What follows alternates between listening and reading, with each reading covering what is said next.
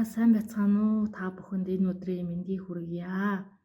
За би залбирлын тухай та бүхэнтэй ярилцах болсондоо үнэхээр их баяртай байна. За Христэд итгэгч хүмүүсийн амьдралын хамгийн чухал зүйл нь залбирал гэдэг та бүхэн надтай санал нэг байгаа гэж би бүрэн итгэлтэй байна. Та нараас нэгэн асуултыг асууя л да. Та залбирлыг өдрөө эхлүүлэхийн өмнө хамгийн чухал зүйлээ болгож чадаж байна уу? Та өдрөө эхлүүлэхийн өмнө хамгийн чухал зүйлээ залбирлыг болгож чадаж байна уу гэж асуумаар байна.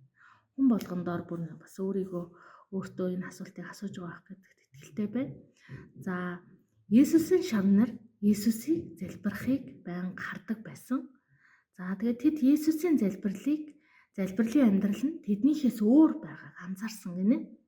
За тэгээд Есүсийн шавнарын хувьд тэд зүрх сэтгэлээ бурханд зориулж, сүмд очиж, амралтын өдрийг ариунаар сахиж, арганы нэгээ үнэнчээр үргэж, цэвэр хоолхомс хэрэглэдэг байсан.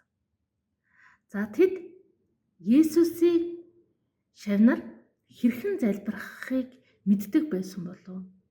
Ер нь та юу гэж бодож байна?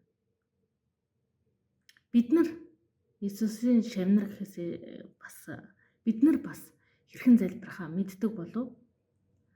За бид хэрхэн залбирахаа мэддэг гэж боддог гинэ. За гэвч шавнар болохоор Есүсийг залбирж байхыг хараад мөн залбирлаа түүнийхтэй харьцуулж байхдаа тэд хэрхэн залбирахаа бид нар мэддэггүй юм байна гэдгийг анзаарсан. Ойлгосон. Тийм учраас тэд Лук номын 11:1-дээр гардаг Есүс тэр очиод биднэрт залбирахыг зааж өгөөч гэж гуйсан байна. За шавнар Есүсээс нэгэн асуултыг асуусан. Шавнар чөтгөрүүдийг ингээд хөөх гэж оролддог байсан. Тэгээд зарим зүйл дээр бүтлгүүтэй чадахгүй байсан. За тэгээд Есүсээс үнэхээр сонирхоод та үүнийг яаж хийгээд байгаа юм бэ гэд асуусан Есүсээс. За Есүс хариуд нь юу гэж хариулсан бол та юу гэж бодож байна? Есүс Есүс залбирч мацаг барьснараа л би үүнийг хийж чадаж байгаамаа гэж хариулсан байна. За бид нар Есүсийн залбирлын жишээг өөрсдийнхөө амьдрал дээр хэрэгжүүлж болох юм те. Есүс хэрхэн залбирдаг гэсэн бэ? Бид нар зөндөө сонссон, мэддэг те. Есүс үүрээр өглөө эрт босч залбирдаг байсан. За үүр цайхын өмнө Есүс босоод тэгээд хөнгүү газар очоод залбирдаг байсан. За Есүс залбирлыг өдрөө эхлүүлэхийн өмнө хамгийн чухал зүйлээ болгодог байсан. Есүс тухайн өдрөө эхлүүлэхийн хамгийн чухал зүйлээ болгодог байсан. За хүмүүс бидний хувьд бол тухайн өдрийг эхлүүлэхийн тулд өглөө босонгуудаа зайлшгүй хийх ёстой зүйл гэж байдаг те. За шүдэ угаамаар санагддаг. Шүдэ угаахгүй бол амнаас эвгүй өнөртэй ам ингээд зунгаалдаад байгаа юм шиг сонир мэдрэмж төрдөг. Үүн шиг бид залбирлыг тухайн өдрөө эхлүүлэхийн хамгийн чухал зүйл болгож хэвшмээр байгаа юм.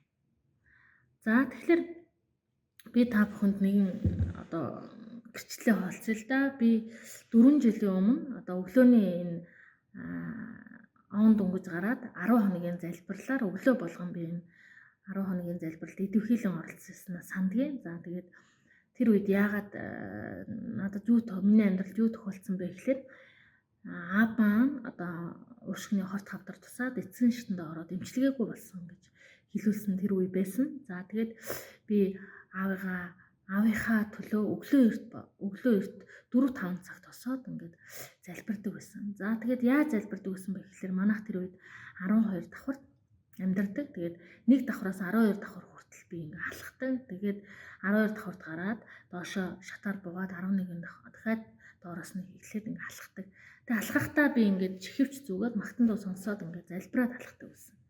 За тэгээд тэр үед би надад манай аав маань болохоор ямар хүн байсан бэ гэхээр би аавыгаа жоохон байхдаа нэг их сургууль тэнх 2 дугаар курст байлоо. Тэгээд сүм дээр маань баярын мэдээ болохт аавыгаа ятгсаар байгаа дагуулж очиод баярын мэдээн суулгаад аав маань тэр үед баярын мэдээн суугаад үнэхээр бас баяр хөөртэй тэр хэлж ярьсан зүйлийн сонсоод сэтгэл нь хөдлөөд усан баталгаанд орсон байна. За усан баталгаанд ороод одоогоос бараг л одоо 10 гаруй жил 20 жилийн өмнө гэсэн үг шүү дээ. За тэгээ усан баталгаанд ороод аав маань нөгөө хөдөө амьдардаг байсан. Тэгээд сүм өмд явах ямарч боломжгүй. Тэгээд тэрнээс хойш сүмд юу н бараг л очиог усан баталгаанд орчоод тэгээд яг намайг сүмд явдаг ингээ мэддэг ийм л байсан. За тэгээд би аавда юу байсан? Аавхад л маш хичээнгүйлэн залбирсан. Үнэхээр одоо ингээд эцсийн шатанд орсон. Тэгээд би 2-3 сар л байгаа ах гэдэг тийм ойлголттой байсан. За тэгээд аавдаа би ингээд яаж бурхныг мэдүүлэх вэ? Яаж аавгаа аврах вэ? Авралыг яаж өгөх вэ гэдэг ийм зүйлтэй тулгарсан. Тэгээд өглөө болгон засаа залбир би аавдаа шууд нөгөө очиод ингээд аавдаа би бурхан байдаг, та бурханд итэг гэд хэлэх ямарч боломжгүй байсан. Яа тэгэхээр өвчнөдөө их шаналж исэн, их уур уцаартай болсон байсан. Тэгээд бурханд л би үнэхээр даатгаж залбирсан. Тэгсэн чинь надад тийм мэдрэмж өгсөн, ариун сүнс надад нэг тийм өгсөн. За аавд чинь хамгийн сайн нөлөөлж чадхаас тийм хүнийг чи аавтайгаа уулзах хэрэгтэй. Чи биш өөр хүн те. За тэгээд бодчихсон чинь хэн байж болох вэ гэд бодсон. Тэр үед одоо Нямдаа пастор маань одоо нарийн бичгийн дараагаар ажиллаж исэн. Тэгээд Нямдаа пастор байж болох юм байна гэж чат бичсэн. Тэгээд би залбирж орж ирчээд чат бичээд аав маань юм асуудалтай байна. Тэгээд би таныг аавтайгаа уулзуулмаар байна. Би аавд аврал талаар бурхны талаар мэдүүлмээр байна гэд ингээд хэлсэн. Тэгээд Нямдаа пастор бол болноо. Тэгээд болно гэдэг хариулт өгсөн. За тэрнээс чат бичснээс хойш бараг сар гарны дараа за битүүний цагаан сарын шинэ нэгний өмнөх битүүний орой манайх руу Нямдаа пастор, Нямка пастор, за тэгээд Оё пастор 3 ингээд очсон. Тэгээд битүүний орой хүн болгон гэртээ ингээд сууж яадаг тийм. Гэртээ баяр хөөрт гэр орноо цэвэрлсэн битүүрх гээд ингээд гэр бүлийнхэнтэй байж идэг байтал тэр орой манайх руу ингээд явсан. За тэр 3 манайх руу явж явах хэвчээ бид хаашаа яваад байна гэд ингээ гайхсан хоорондоо ярилцсан юм байдалтай ингээ очисон. За тэгээ очиод аавд маань нөгөө олон жилийн өмнө усан баталгаанд орсон учраас бурхны талаар ярьж өгөөд хүл угаах ёслолыг хийсэн байна. За тэгээд тэр 3 ирээд явсныхан дараа би ингээд дараа нь очисон. Гараад дөнгөж удааг багт нь очисон. Тэгээ би бас тэнд байхсгүй гэдэг тийм мэдрэмж төрөөд би очиагүй. Тэгээд гарсныхан дараа би очисон чинь аав маань аюу баяр хөөртэй 3 том пастор ирсэн ингээд бараг үлгэр томог ярьж байгаа юм шиг иймэрхүү байдалтай ингээд надад ингээд ярьсан. Тэгээд би аавыгаа ямар ч гэсэн авралыг авсан гэдэгт бүрэн итгэлтэй байдаг. Тэгээд энэ бол ингээд аавын маань одоо нөгөө аав маань надад тохиолдсон маш том гэрчлэл. Тэгээд аав маань бол тэр хүмүүсийг гарсны дараа маш их баяр хөөртэй надад залбирах үг бичиж үг богинохон ингээд ээжс маань тийм зүйл хүссэн байдаг. Тэгээд нөгөө 3 маань одоо манахаас гараа авч байгаа. Бурхан үнэхээр хүссэн учраас бидрийг ийш нь явуулсан юм байна гэдэг ийм зүйл ярилцаж байсан гэж би сонссон. Тэгээд энд үүнээс би юу хэлэх гээд байна гэхэлэр үнэхээр нөгөө өглөө эрт босоод үүрээр босоод ингээд бурхан хандан залбирахад бурхан үнэхээр их хариулт. Өглөөний залбирлыг чухалчлах нь аюул чухал юм байна. Тэгээд би бурхан үнэхээр чин сэтгэлээсээ тууштай залбирах юм бол хэнийг ч хөдөлгөж хэнийг ч одоо хөдөлгөх чадaltaй тийм бурхан байна гэдгийг би харсан. Тэгээд би та бүхэнд бас өөрийн залбирлын туршлагаас хуваалцъя. Тэгээд би болохоор ингээд он эхлээд он гараад шинэ он эхлэнгуут ингээд тэр жилийнхээ турш бурхнаас яг юу авахыг хүсэж байна. Тэр зүйлээ ингээд бодож байгаа жилийн турш залбирлаа энэ дэвтэр дээрээ бичдэг.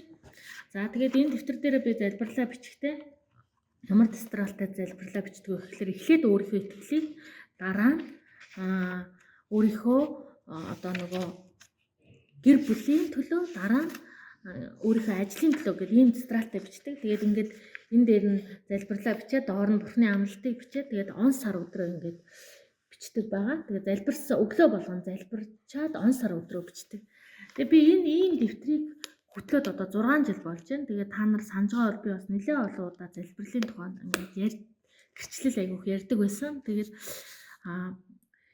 энэ өглөөрт босоод ингээд тууштай залбираад тухайн жилийнхээ турш Бурханаас хүсэж байгаа зүйлээ тууштай залбирахад Бурхан үнэхээр хариулдаг. Тэгээд та бүхнийг 25 онд тэг Бурханаас үнэхээр одоо нөгөө 25 оныхоо турш одоо энэ онд Бурханаас авахыг хүсэж байгаа, өөрчлөгдөхийг хүсэж байгаа зан чанар, хийхийг хүсэж байгаа зүйлээ та Бурханд хандан энэ жилийн турш залбираач ийм залбирлын дэвтэр гаргаач гэж хүсэж байна. Тэгээд энэ залбирлал бид нар ингээд нөгөө залбирсан залбирлаа авчаад мартдаг. Тэгээд энэ залбирлын дэвтэр дээр ингээд бичээд залбирлын дэвтэр хөтлөөд ингээд залбирахад нөгөө баримт шиг баримт болдог.